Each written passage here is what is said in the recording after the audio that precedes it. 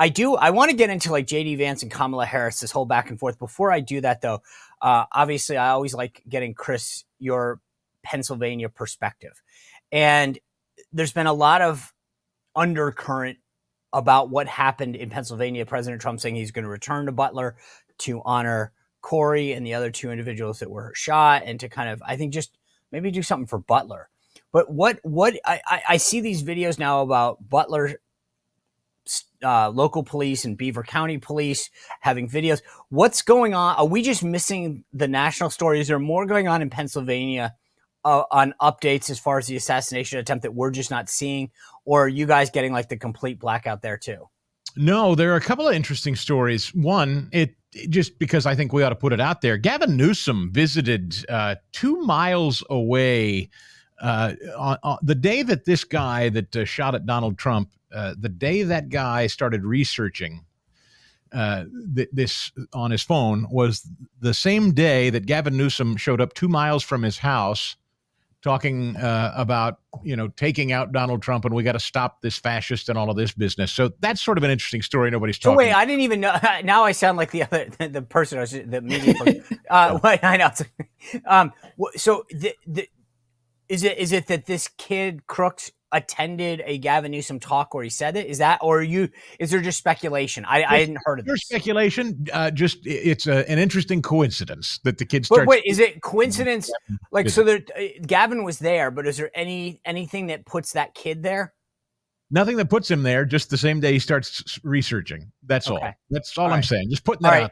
Is there anything else? Like, I feel like as far as the communication failures, Butler cops, the Pennsylvania State Police, as well as the Butler County community, these cops are speaking out, and they're saying, you're not going to sandbag us. You're not going to hang this around our neck. We didn't have anything to do with, we alerted you guys. We were telling you guys we saw this guy 3 different times. New York Times now reporting 90 minutes. They were aware of this guy and being suspicious of this guy for 90 minutes. And the FBI, you've seen the body cam footage of them kind of confused and discombobulated. Local law enforcement in Pennsylvania wants to make it abundantly clear. The Secret Service has been trying to throw them under. The FBI has been trying to throw them under, and they're not having it. And they're speaking. Well, also, I mean, the fact of the matter is, they are there to play a supporting role. Like that's not their jurisdiction when a protectee comes in from the Secret Service. And so this is going to be hard. I get it. I mean, I said this from the jump. This is going to be a finger pointing exercise, and no one does it better than DC. All right, Hilton, I want to move on to JD Vance and Kamala Harris, because there's a lot that I think deserves merit. Going into the weekend, the big question was, how's JD going to answer to this resurfaced clip of him calling women without children cat ladies, which, again, that's not what he said if you actually listen to the whole clip. And so he goes on Megyn Kelly. I just want everyone to hear how he answered the accusation that his comments were offensive. Take a listen to what he said to Megyn. I know the media wants to attack me and wants me to back down on this, Megyn, but the simple point that I made is that having children, becoming a father, becoming a mother, I really do think it changes your perspective in a pretty profound way.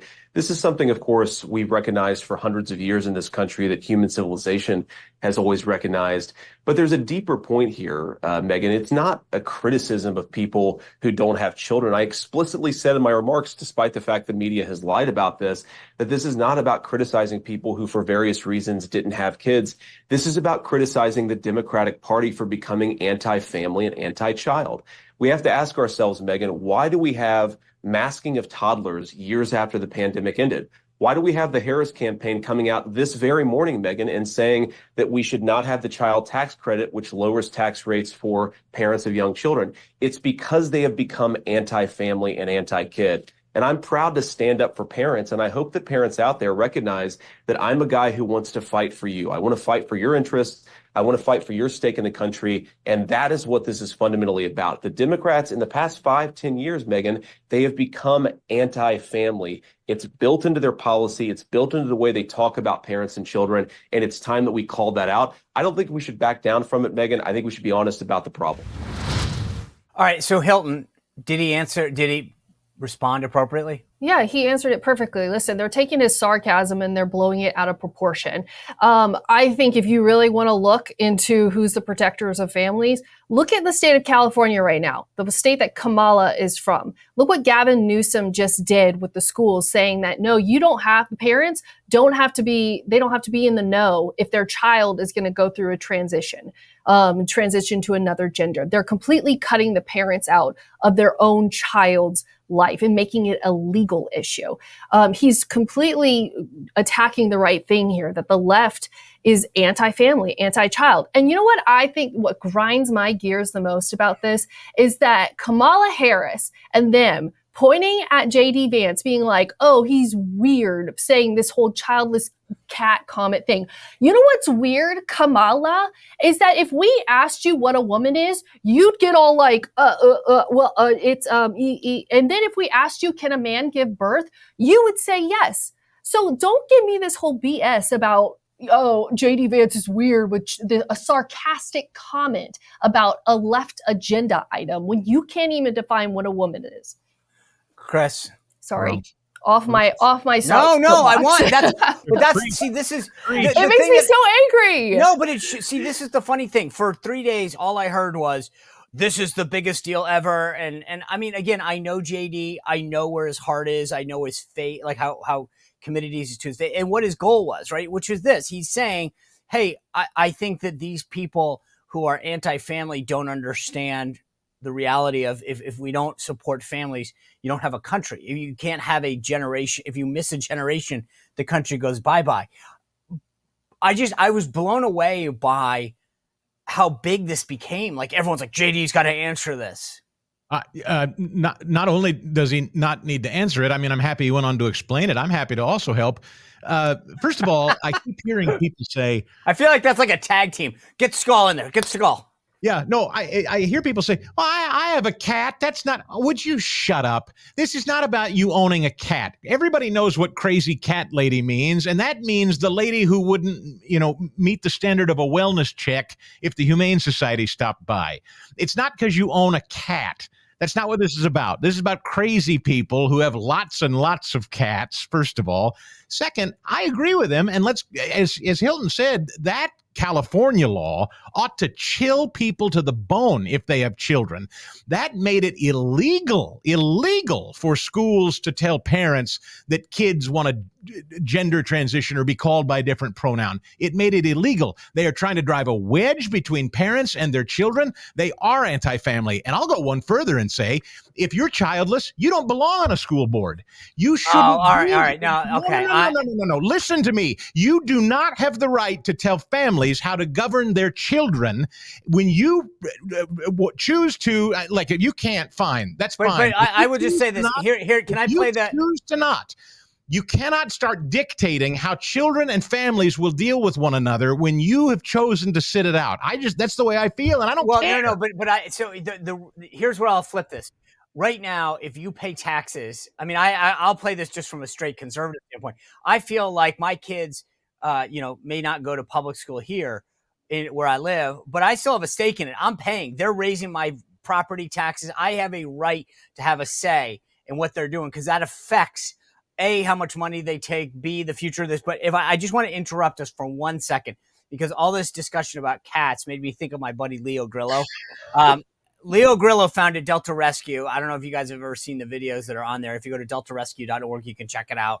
But it's not just cats. I mean, it's dogs and horses and all sorts of animals that Leo has given a place to get the nutritional and veterinarian care they need. It's a no-kill sanctuary for life. This isn't a shelter, some kind of way station. In fact, I know all this because Leo reminded me. I'd say he schooled me the first time when we talked about all of this and the great work that he's doing. He said, Sean, I want you to understand these cats, dogs, horses, all sorts of animals come here. And he said, you got to go to deltarescue.org, take a look at the videos and the work that we've done. It's pretty amazing because they get the care that they need for life. The only reason, and the only way rather that this sustains is because Leo had a vision to do this, but then people who are animal lovers who've rescued dogs or cats or whatever, or just care, are making donations. Please go to deltarescue.org, check out the videos, make a donation. But more importantly, I really want to help Leo sustain this effort for a generation and decades to come. So look at that estate planning kit. It's like at the top, there's a pull down menu. Think about if you could make Delta Rescue part of your estate and your legacy. Thanks for your consideration. Again, at the very least, just go to deltarescue.org, check out the videos, and see the great work that Leo Grillo is doing. All right. I will say this. This goes back to the first conversation, the Olympics, right? They offend 2 billion Christians. And it's like, that wasn't our intent. We were just doing this. He makes a joke about cat people, cat ladies, which to your point, that's like saying like he offended Karens, people named Karen, by calling some woman Karen. I mean, it's funny. Like, we all know, I think you're right about this description, these, but, and the thing is, Harris, by the way, and Don Jr. put this out, has a video out there suggesting that young people shouldn't have children due to climate change. Mm-hmm. I want to pull up the video and show you this. I've heard young leaders talk with me about a term they've coined called climate anxiety. Period. Right? Which is fear of the future and the unknown, of whether it makes sense for you to even think about having children, whether it makes...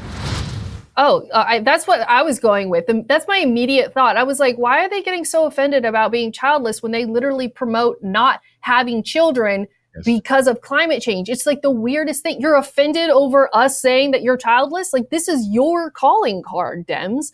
But also, isn't it more than this? This is where I wish JD was a little sharper. Right? Because he said it at the end, and I wish he had kind of led with this, which is the Democrats' policies, the left's policies, and you're right, Hilton, it is a little climate change, but it's also when you have tax policies that don't help families, that undermine the transfer of wealth, meaning the estate tax and things like that. If I have a family farm or a family business and you don't help me continue. I was at a farm the other day, literally just buying corn, because I love in the summer buying. I mean, I only eat like 3 vegetables. So to be honest, half the time I'm buying it for my family because I won't eat it. But I did buy the corn because I do like that. And I was talking to this guy, Steven, who owns the farm, and he was telling me about the taxes that he's facing and how it's harder and harder, because of the, to sustain the, and I'm like, we should be promoting like things that keep family together, keep family businesses, promote having kids, promoting adoption, and it's like they fight us. And that's where I think JD's got the biggest leg to stand on here. Well, and I'll also just throw in infanticide. These people love killing babies. They love killing babies at any stage, including after they've survived an attempted abortion. So, and we're told by those left-wing women that men have nothing to say about that. Right. So perfectly, unless the man is identifying as a woman. To say about the way I raise mine. Well, if you enjoyed this content, make sure to like this video, subscribe, and click the notification bell to get more.